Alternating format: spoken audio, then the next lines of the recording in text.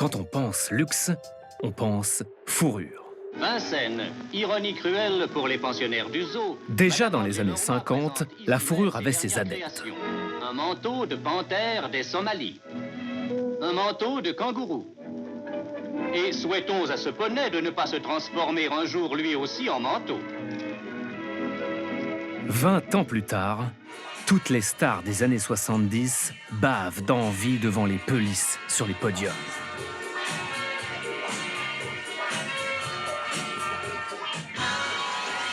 La sexualité de ces fourrures, eh bien, c'est presque indécent, parce que tellement c'est beau, tellement je voudrais me rouler, coucher sur ces fourrures.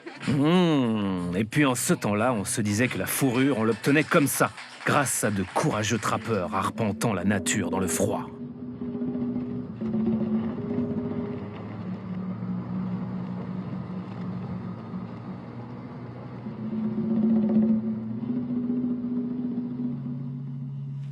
Oh, c'est un beau. Femelle. Une femelle? Ouais, femelle. Ah bah c'est bien, t'as fait du bon boulot, Jean-Marc. Depuis, la fourrure, ce sont des animaux d'élevage. Quant aux trappeurs, ils ne sont plus québécois. Ils sont chinois.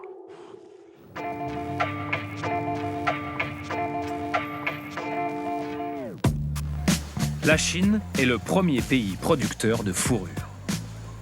Vous voulez voir à quoi ça ressemble, cette industrie? Allez, on vous emmène à Daying. Daying, une toute petite ville à l'échelle du pays, 100 000 habitants, mais 10 000 entreprises, toutes liées à la fourrure. Il y a les centres commerciaux saturés de manteaux et de pantoufles. Le showroom de peau de vison et surtout l'emblème de la ville, ironiquement, le renard. 3 fois par mois, on peut aussi aller au marché aux poils.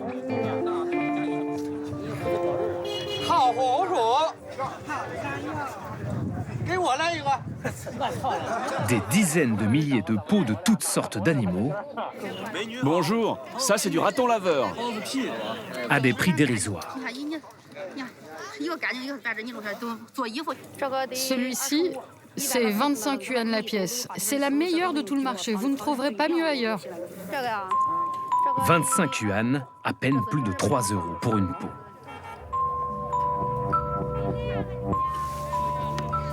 En Chine, 70 millions d'animaux sont tués pour leur peau chaque année.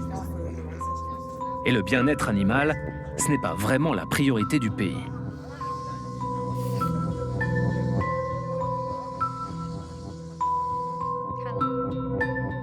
Shi Suqing travaille pour l'association PETA, l'ONG qui s'est fait connaître partout dans le monde pour ses actions coup de poing contre la fourrure.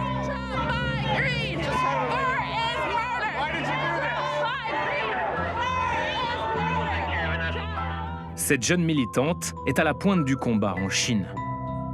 Le pays est devenu la priorité de l'association. Les animaux des fermes ne sont pas protégés. Et il n'y a pas de loi qui contrôle l'élevage et le commerce. Certes, il y a des associations comme la nôtre qui se battent contre la souffrance animale. Mais comme il n'y a pas de loi, nous n'avons pas d'interlocuteur officiel. Tous ces animaux, de l'élevage jusqu'à l'abattoir, n'ont aucune protection, aucun droit.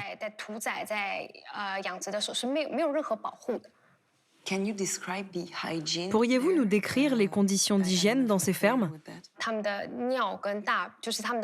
Ils urinent et défèquent dans leur cage. Comme ils sont tous enfermés, certains peuvent développer des maladies de peau. Certains deviennent fous, au point qu'ils peuvent parfois s'attaquer entre eux. On constate des morsures sur leur peau, provoquées par leurs congénères. Dès que vous entrez dans ces fermes, vous êtes pris à la gorge par une odeur pestilentielle. Et personne ne nettoie. Mais qui s'approvisionne dans ces élevages? Les grandes marques européennes y ont-elles recours? À Pékin, dans ce temple du luxe, vous avez le choix dans la fourrure.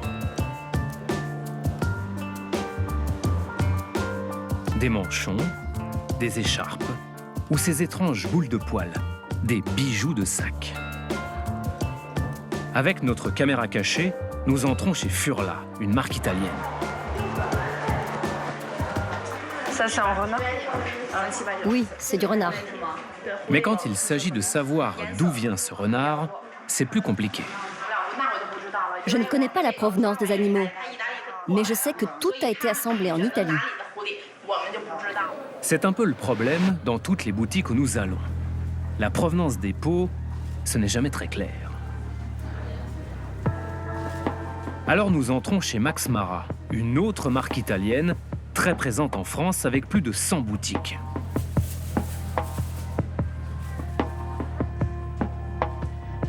Et on essaye même cette jolie petite veste. C'est en quoi ce manteau? Ça, c'est du lapin, Il a été fabriqué où?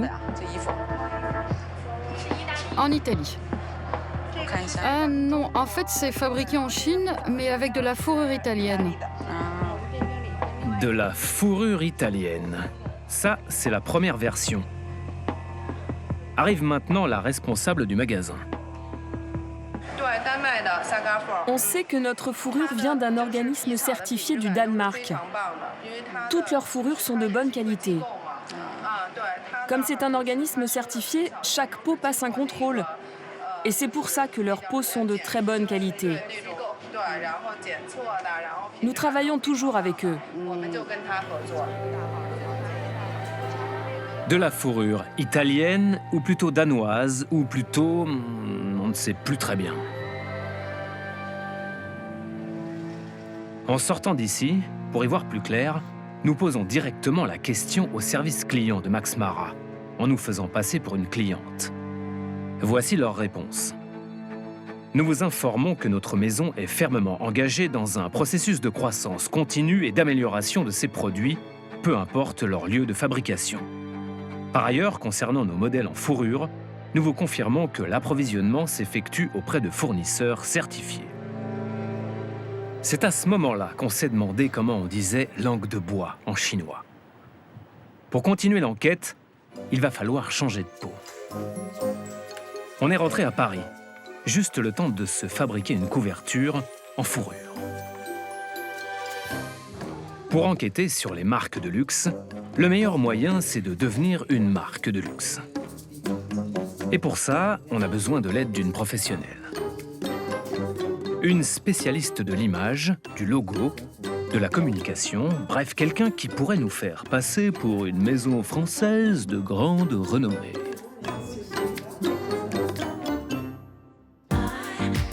Attention, voici Zoé Paris. Zoé Paris, c'est un voyage sensoriel, une redécouverte de la matière première, belle, sauvage. Bon, côté image, c'est fait.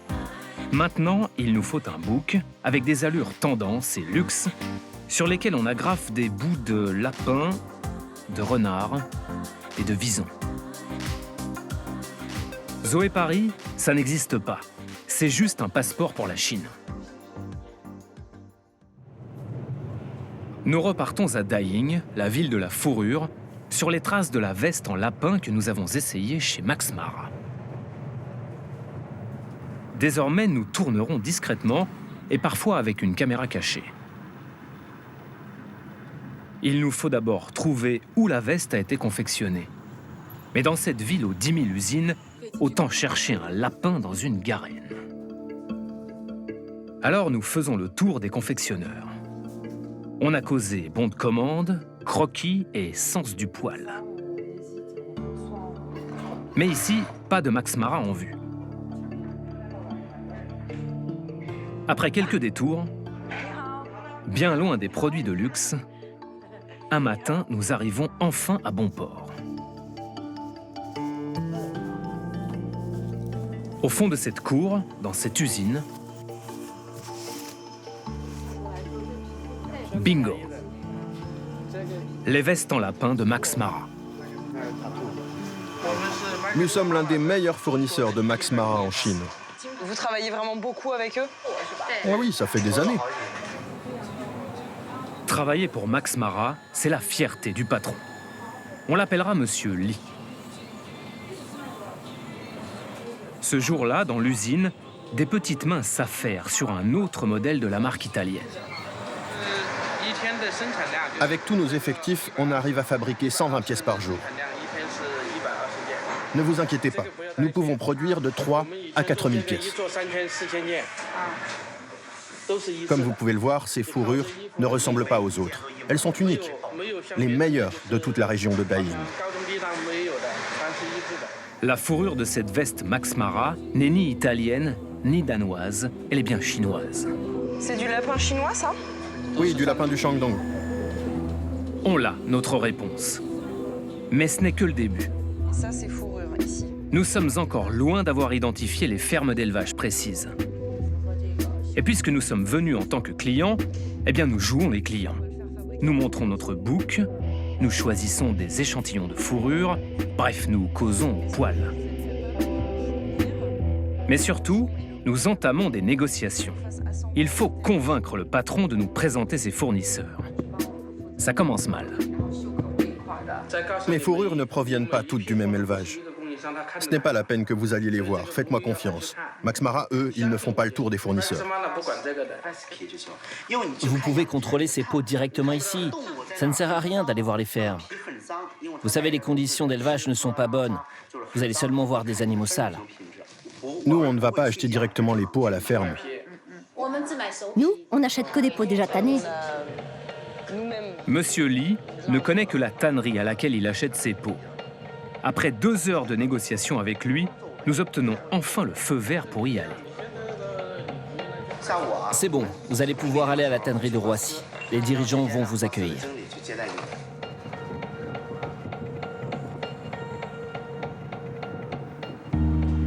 Roissy, à 250 km au nord de Daying. Une autre ville dont toute l'activité est tournée vers la fourrure. Elle abrite la principale tannerie du pays.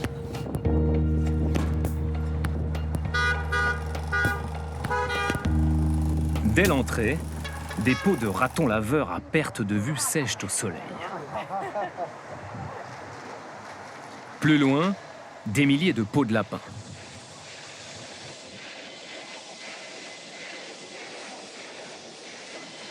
Vous travaillez sur combien de peaux chaque jour?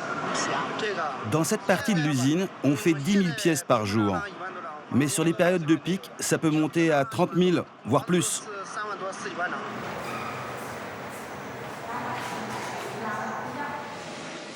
Dans une odeur nauséabonde de charogne, travaillent 3000 employés. Les peaux arrivent de tout le pays, parfois aussi du nord de l'Europe.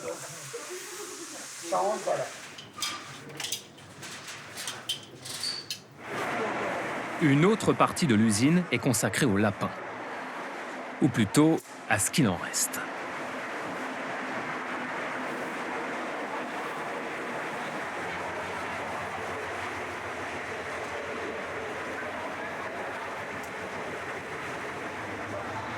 Entre 10 000 et 30 000, c'était le nombre total de peaux, j'imagine.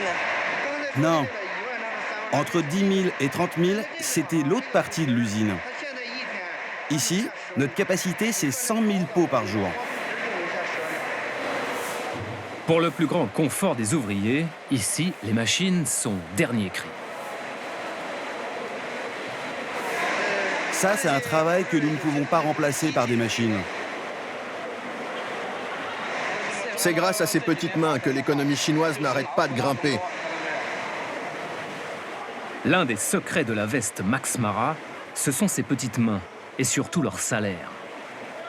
Discrètement, notre traductrice s'adresse à l'un des ouvriers. 20 centimes par pièce. Chaque ouvrier fait environ 1000 pièces par jour. Ça leur fait un salaire de 200 yuan. 200 yuan, à peine 26 € par jour. Ce n'est même pas le salaire minimum chinois. Maintenant, Revenons à nos lapins. Au fond de l'usine, les pots qui sont mises de côté pour Monsieur Lee. Alors c'est là-dedans que vous faites votre choix pour Max Mara? Oui, une partie me sert pour Max Mara et je revends le reste. Et vous en achetez combien par an en tout pour Max Mara? 50 000. Monsieur Lee nous parle enfin de l'endroit d'où viennent ces pots. C'est mon négociant qui va me les chercher dans la ville de Ligny. Vous avez l'air de vraiment apprécier la fourrure de Ligny. Oui, c'est doux comme de la soie.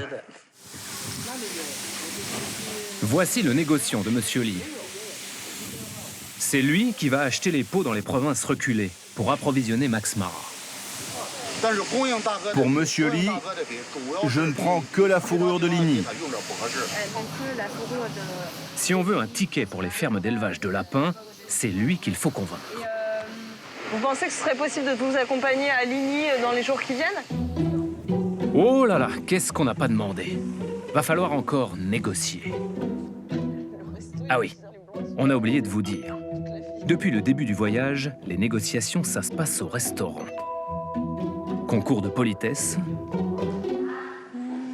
C'est vrai que c'est sympa, ça. Et marathon du gueuleton.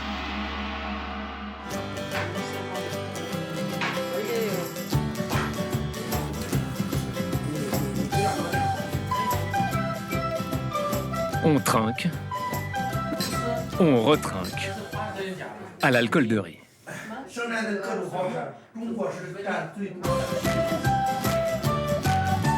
Et 427 000 calories plus tard...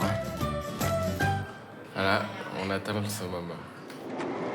On obtient notre visa pour Ligny. Notre couverture de créateur de mode a parfaitement fonctionné. Dans cette région, des fermes d'élevage d'animaux à perte de vue. C'est l'une des principales zones d'approvisionnement en lapins. Grâce aux négociants de Monsieur Lee, nous entrons dans l'une d'entre elles.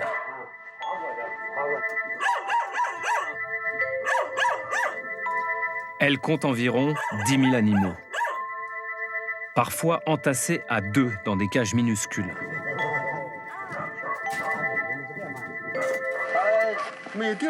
Il n'y a plus de place. Quand j'aurai vendu quelques rangées de lapins, je pourrai en remettre un seul par cage. Ici, aucune loi n'oblige les propriétaires à la moindre norme d'hygiène.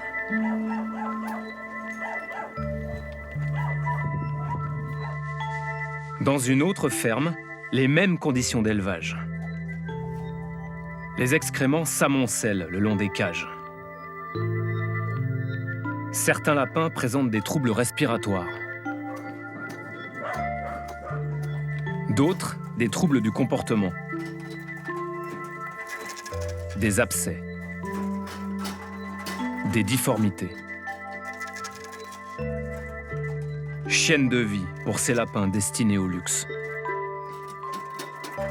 On est loin, très loin de la phrase elliptique de Max Mara. Nous vous confirmons que l'approvisionnement s'effectue auprès de fournisseurs certifiés. Et tout ça n'est rien à côté de la mort des animaux. Grâce aux négociants en peau, nous pénétrons dans l'abattoir de Ligny. Le bruit que vous entendez, ce sont les cris des lapins. Accrochés au début de la chaîne d'abattage, leurs pattes sont parfois brisées. Puis ils sont saignés. Et moins d'une minute après, dépecés.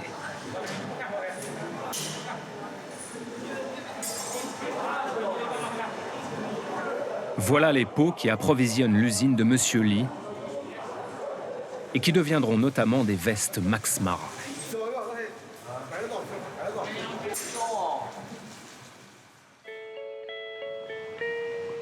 À notre retour en France, nous nous interrogeons. Quel est le degré de souffrance de ces lapins? Nous avons rendez-vous avec un spécialiste. Bonjour. Martial Albar. Pendant 15 ans, il a été inspecteur des services vétérinaires dans les abattoirs. Autant dire qu'il en connaît un rayon sur les animaux. l'architecture nerveuse est la même que la nôtre. On va retrouver la même architecture nerveuse avec un encéphale, avec une moelle épinière, avec des nerfs moteurs, des nerfs sensitifs, et avec des nerfs sensitifs qu'on va retrouver au niveau de la peau, au niveau des poils même. Nous lui montrons les images tournées dans l'abattoir chinois.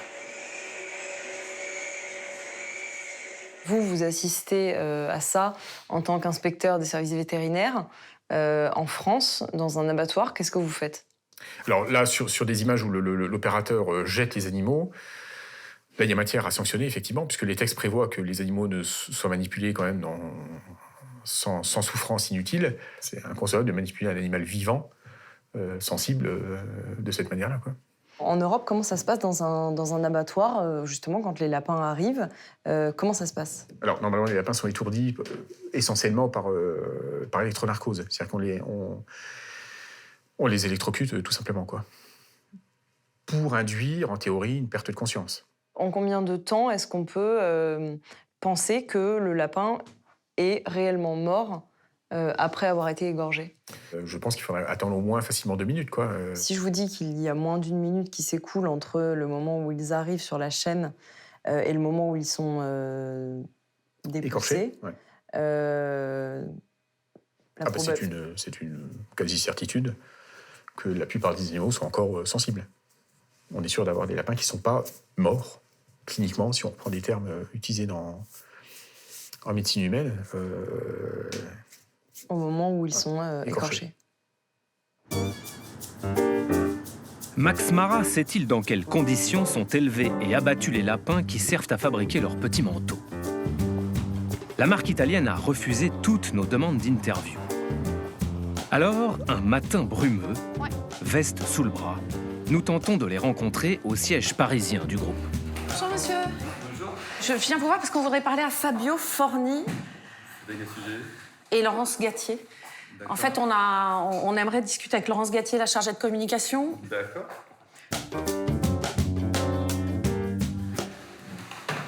Elle arrive? Ouais. Super. Allez, attendons la dame qui, depuis des mois, nous pose des lapins.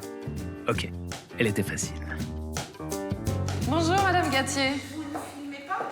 Non, si, on filme. Je viens vous voir parce que je suis ravie de vous rencontrer. Ça fait des mois qu'on mène une enquête et on a absolument besoin d'avoir des réponses de la part de Max Mara parce que l'enquête qu'on a faite démontre des choses très intéressantes et très fortes et très importantes pour la marque Max Mara. D'accord. Est-ce que vous savez, par exemple... Je suis désolée, je ne suis pas du tout porte-parole de la marque. Vous êtes directrice de la communication. Non, pas du tout. Je suis attachée de Presse France. Oui, vous êtes attachée de Presse France, donc c'est pour ça qu'on vient vous voir. Je vous remercie. Est-ce que vous savez, par exemple, que certains manteaux de la marque Max Mara sont fabriqués en Chine dans des conditions qui sont déplorables, qu'il y a beaucoup de souffrance animale? Mais pourquoi vous ne voulez pas répondre à ces questions? Parce que ça met en cause la marque Max Mara. Madame Gatier. Bon, après le plan A comme ascenseur, on va tenter le plan F comme façade ou fenêtre. Les fenêtres sont ouvertes? Le plan F, oui. On peut appeler? Comme Forni. Monsieur Forni? Le directeur France de Max Mara. Monsieur Forni, Madame Gatier? Élise Lucet, cache investigation, je voulais parler à Monsieur Forni ou Madame Gatier. On a fait une enquête pendant des mois. Il y a des choses qui sont très importantes vis-à-vis de la marque Max Mara qui vous mettent en cause et donc on voudrait obtenir des réponses. Vous pouvez rien faire. Chez Max Mara, quand on parle fourrure, c'est rideau sur les conditions d'élevage et d'abattage des animaux. Dommage. Bon, allez. Avant de partir, on leur a laissé un courrier. Mais nous n'avons jamais eu de réponse précise à nos questions.